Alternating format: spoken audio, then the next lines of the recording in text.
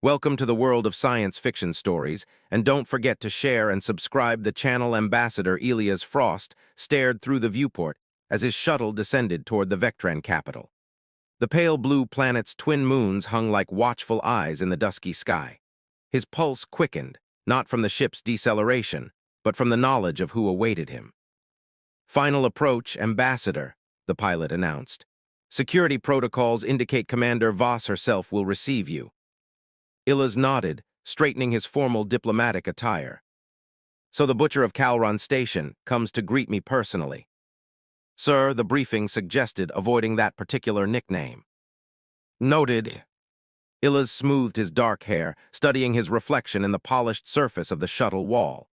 At 38, his face showed the weariness of a decade in interstellar diplomacy, fine lines framing steady gray eyes. This mission was different, possibly suicidal according to his superiors. Commander Thalia Voss had a reputation that spanned 3 star systems. The military leader of the Vectran Dominion had personally led the assault that destroyed Calon Station, killing 2,000 human colonists. That had been 5 years ago, before the uneasy ceasefire that now frayed with each passing month. The shuttle touched down with a gentle shudder. Elias gathered his courage along with his diplomatic credentials. "If I don't return within 3 days, inform Earth Central." "The extraction team is on standby, sir," the pilot replied grimly. Stepping onto Vectran soil, Elias was struck by the planet's heavy gravity and metallic scent. The spaceport was a marvel of crystalline architecture, spires reaching skyward like frozen lightning. A delegation approached, 6 Vectran honor guards, and at their center, a figure that made Elias's breath catch.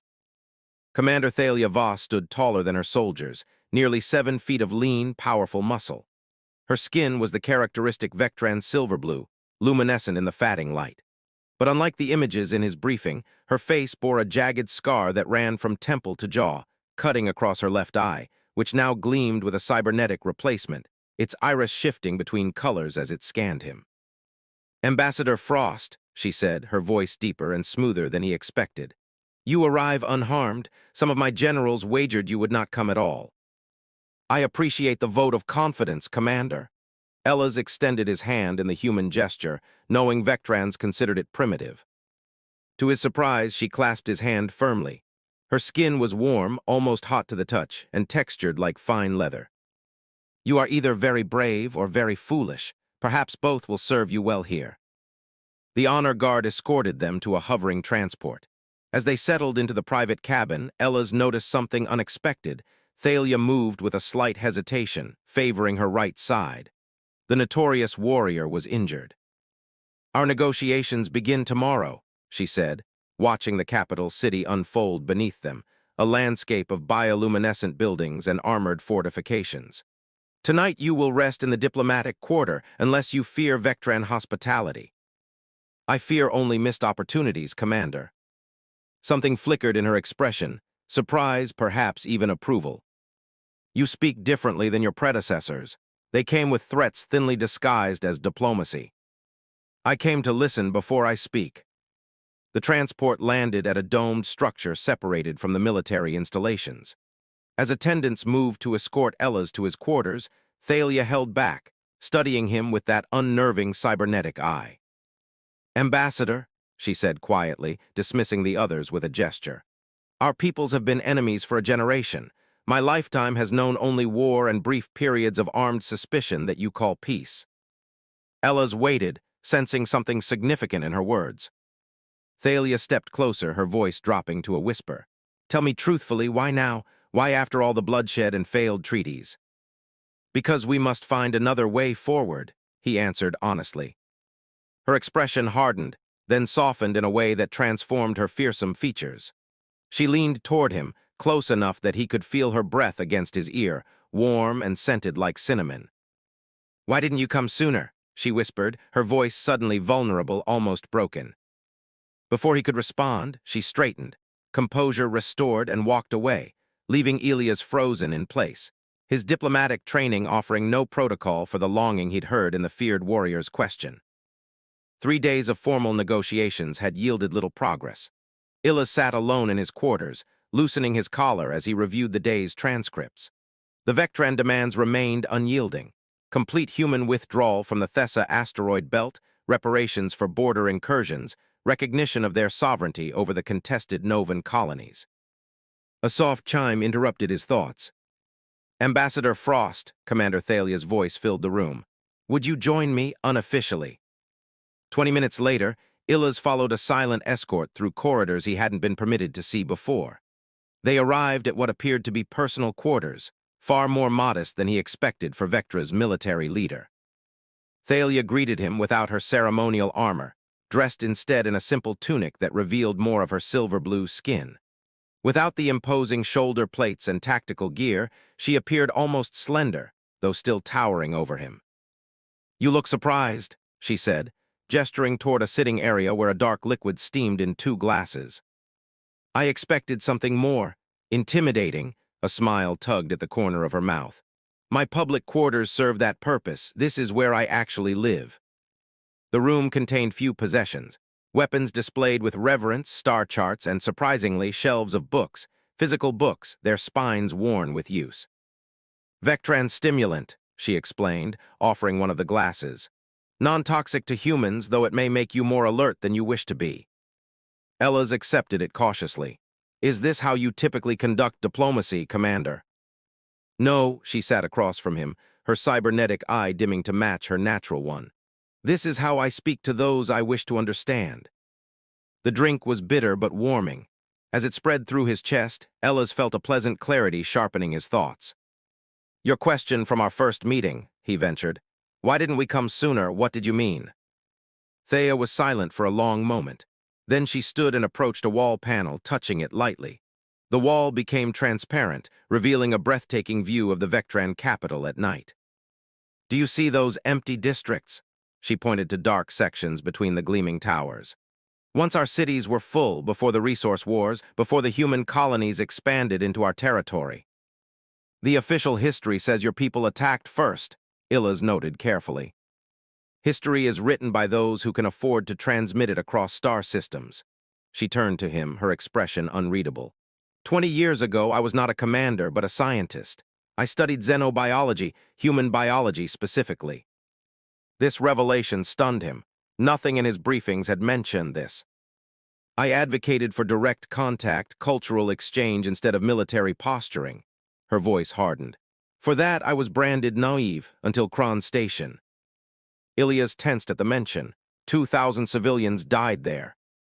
And 30,000 Vectrans on Meridian Colony when your fleet retaliated, she countered, but without anger. She touched her scarred face. I led that mission because I understood human tactics, not because I wanted to. You're saying you were forced. Thayer approached him slowly. I'm saying we've all become what our governments needed us to be, weapons rather than bridges. She sat beside him now, close enough that he could see the subtle patterns in her skin, like swirls of silver beneath the surface.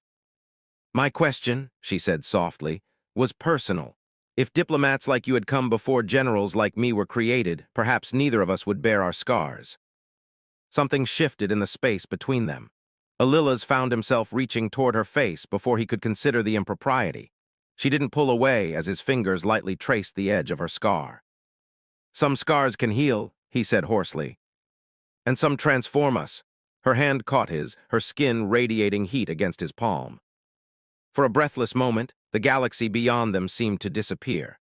The moment broke when her communication device chimed insistently. Duty called them both back to their roles, but as Ellas left her quarters, the memory of her touch lingered like a promise neither had dared to speak aloud.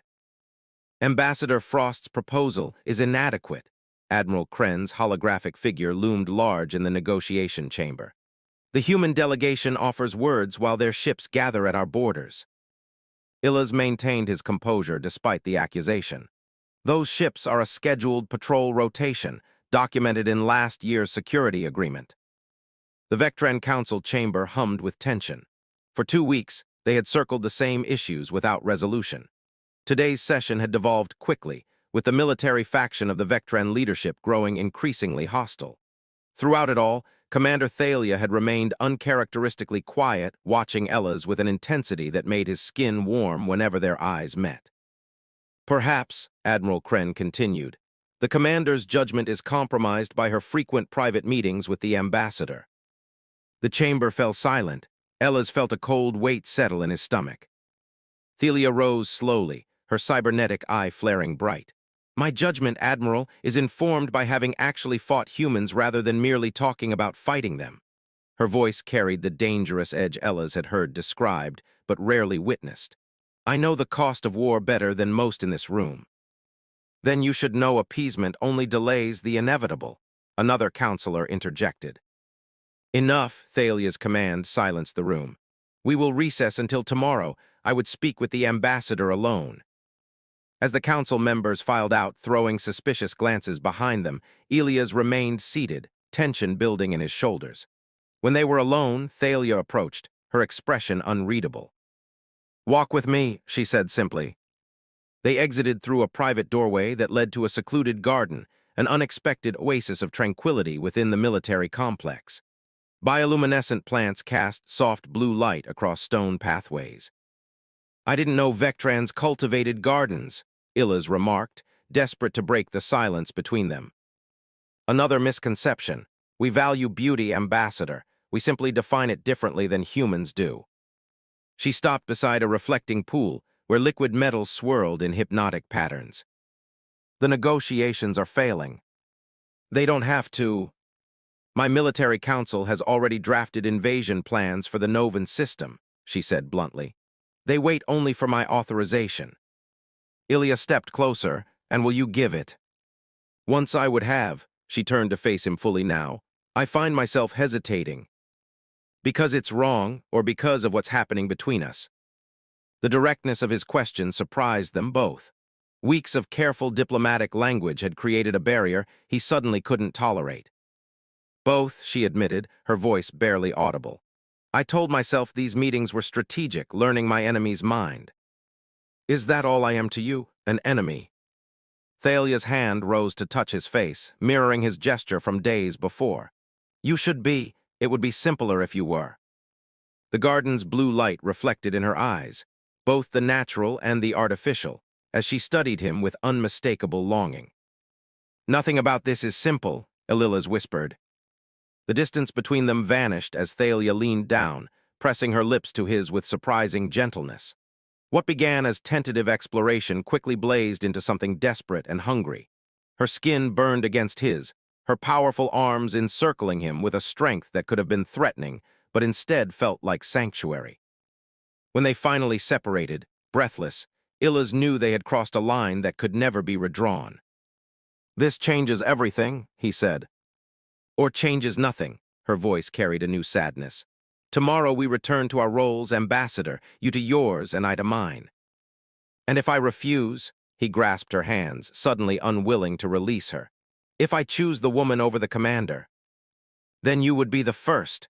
She pressed her forehead against his, their breaths mingling. But our peoples remain on the edge of war, regardless of what we feel.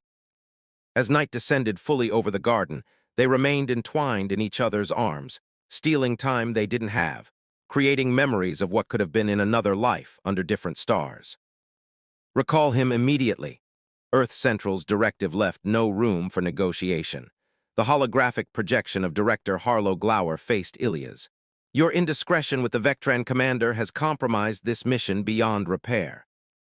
Ilya stood rigid in his private communication chamber, hands clasped behind his back. Director, we're making progress for the first time. The only progress evident is how thoroughly you've been manipulated, Ambassador. Harlow's voice dripped with contempt. Did you think your private meetings were actually private? The surveillance footage is being analyzed by military intelligence as we speak. Ice formed in Illas's veins. What footage? The Vectran garden. Your transport picked up the transmission hours ago. Harlow leaned forward. You have 6 hours to return to your ship. A replacement negotiator is already en route. The transmission ended, leaving Ilias alone with the devastating realization. He had been watched. They had been watched. But by whom? The Vectran Military Council, Earth Intelligence, both. A sudden commotion outside his quarters drew his attention. He opened the door to find his security detail in a standoff with Vectran soldiers. Ambassador, his chief of security called. We need to evacuate now. The commander has been detained. Detained by whom? Her own people. There's been some kind of coup attempt. Ilya's pushed past them despite their protests. Where is she? Racing through corridors that had become familiar over the past weeks, he reached the central command complex just as alarms began to sound throughout the facility. Armed guards blocked his path. Let him through. The voice belonged to Admiral Kren, who emerged from behind the security line. Let our human friends see what his interference has wrought. They escorted him to a monitoring station where screens displayed multiple angles of the council chamber. There, surrounded by armed guards, stood Thalia, her posture proud despite the restraints binding her wrists. What is the meaning of this? Illas demanded. Treason, Kren said simply. Commander Voss was preparing to surrender Vectran's sovereignty to human interests. The evidence was quite compelling. That's absurd. Is it? Kren displayed a document on the nearest screen, a peace proposal drafted in Ilya's hand, with terms far more favorable to Earth than anything publicly discussed. This was found in her private quarters. Ellas felt sick. It was a preliminary draft he had prepared weeks ago before he truly understood the Vectran position, before he understood Thalia. This proves nothing. It was discarded, never even presented. Yet she kept it. Kren's expression hardened. Your transport leaves within the hour, Ambassador. I suggest you be on it. The commander's fate will be decided by Vectran justice. I demand to speak with her. Denied. As guards moved to escort him out, Ilya's locked eyes with Thalia through the monitor. Even across the digital divide, he could read her expression perfectly. Go, live, remember. He was physically removed from the complex, his protests ignored. As his shuttle lifted from Vectran soil, he watched the silver-blue planet recede, taking with it the woman who had somehow become essential to him. Back on the transport ship, Earth's transmission was waiting. Mission terminated. Return for debriefing. Further contact with Vectran leadership is expressly forbidden. Alone in his quarters, Ellas stared at the stars streaking past as they accelerated toward Earth. His diplomatic career was over. The woman he loved faced execution for treason, and two civilizations edged closer to a war that would devastate both, unless he could find a way back. 3 months later, alarms blared throughout Vectran's central command. Unidentified vessel approaching restricted airspace, the automated system announced. Human configuration detected. Admiral Kren, now acting commander of Vectran forces, strode into the control center. Intercept and disable. Sir, a young officer interrupted, the vessel is broadcasting on all frequencies. It's Ambassador Frost. Kren's expression darkened. Put it through. Ilya's face appeared on the central screen, older somehow, lines of determination etched deeply around his eyes. I come unarmed and alone, he said without preamble. I request an emergency audience with the full Vectran Council and Commander Voss. The traitor has no authority here, Kren spat. Then it should pose no threat to allow her presence at my execution, Ellas countered, because that's what this will be if you refuse my terms. For the first time, the camera panned to reveal what shared the small ship with Ellas. A quantum destabilizer, its core pulsing with barely contained energy. That device is prohibited under galactic convention, Kren said, voice tight. As is the execution of political prisoners without representation. 1 hour, Admiral. The full council and Thalia, or this ship, and everything within 5 km become subatomic particles. 90 minutes later, Ilya stood in the center of the Vectran Council chamber, surrounded by armed guards. The council members watched from their elevated positions, their expressions ranging from curiosity to open hostility. The doors opened and Thalia entered, escorted by guards. She moved with the stiffness of someone who had endured months of confinement, but her eyes blazed when they met his. You shouldn't have come, she said softly. I had no choice. Admiral Kren interrupted their reunion. You have demanded this audience at the point of a doomsday weapon, human. Speak quickly before we lose our patience. Illas nodded, then activated a small projector. Above them appeared a three-dimensional star map of contested space. 3 days ago, Earth Central dispatched the 7th Fleet to the border of Vectran space, he began. Their orders are to secure the Novan colonies by any means necessary. Murmurs spread through the council. You come to threaten us with war? Kren demanded. I come to prevent it. Ella's expanded the projection to include a series of documents. These are the classified invasion plans developed by Earth's military council, and these, he switched to another set of files, are the Vectran plans for a preemptive strike against human outposts. The council chamber erupted in chaos. Silence, Thalia's voice cut through the tumult. Though bound, she commanded the room by sheer force of presence. Let him finish. Both our governments are being manipulated toward war, Illas continued. By whom? I have evidence suggesting a third party benefits from continued conflict between our species. He displayed communications intercepts, resource allocation patterns, and financial transactions that painted a damning picture. Corporations and political entities on both sides profiting enormously from the ongoing hostilities. Ambassador Frost is no longer acting on Earth's behalf, he said, speaking of himself in the third person. I come as a private citizen who has seen both sides of this conflict and knows there is another path. He approached Thalia, ignoring the guards who tensed around him. Commander Voss once asked why diplomats like me didn't come sooner. The answer is that true diplomacy was never the goal, not for those in power. He turned to address the entire council, but it can be now. Pretty words, Kren scoffed, but words don't change reality. No, Ellas agreed, actions do. He pressed a final control on his projector. The image changed to show the quantum destabilizer on his ship being disarmed by automated systems. My ship carries something more valuable than a weapon, he revealed. The complete archives of both our civilization's first contact protocols, the ones deliberately suppressed 80 years ago when resource competition began. Thalia's eyes widened with understanding. The original accords. Yes, documents proving both our peoples intended peaceful coexistence before military interests overwrote those intentions. He stood before Thalia, and in full view of the council, released her restraints using an override code that left the guards stunned. I didn't come to negotiate terms, Ililia said loud enough for all to hear. I came to return power to the one person who has seen both worlds and wants peace more than power. Thalia rubbed her freed wrists, her gaze never leaving his. They'll kill us both. Possibly, he smiled, but not before every citizen of both our worlds hears the truth. My ship transmitted everything, this meeting included, on all frequencies. It's being repeated on every colony world in both territories. The council erupted again, this time in panic. Thea stepped forward, reclaiming her authority with each word. The cycle ends today. Admiral Kren is relieved of duty pending investigation for falsification of evidence and conspiracy against the Vectran government. Guards hesitated, looking between Kren and Thalia. I still command the loyalty of our forces, she reminded them. Those who served under me know the truth. As if in confirmation, the chamber doors opened, revealing dozens of Vectran officers, Thalia's former command staff, who entered and stood at attention. Ambassador Frost didn't come to surrender, she announced. He came to forge a new beginning.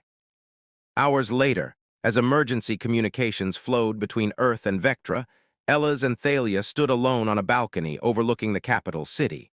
Lights bloomed across districts that had been dark during his first visit. The restoration zones, Thalia explained, following his gaze, where we're rebuilding what was lost. Ellas took her hand, marveling at how natural it felt now. It won't be easy. There are centuries of distrust to overcome and powerful interests invested in maintaining that distrust. She agreed, but now we have something they don't. What's that? She turned to him, her cybernetic eye glinting in the starlight. A bridge between worlds. As she leaned down to kiss him, Illas realized the truth in her words. Their unexpected connection had become something larger than either of them, a symbol of what was possible when ancient enemies chose to see each other not as threats, but as possibilities. Under the light of Vectra's twin moons, they began to imagine a future neither had dared to hope for, one they would build together across the stars.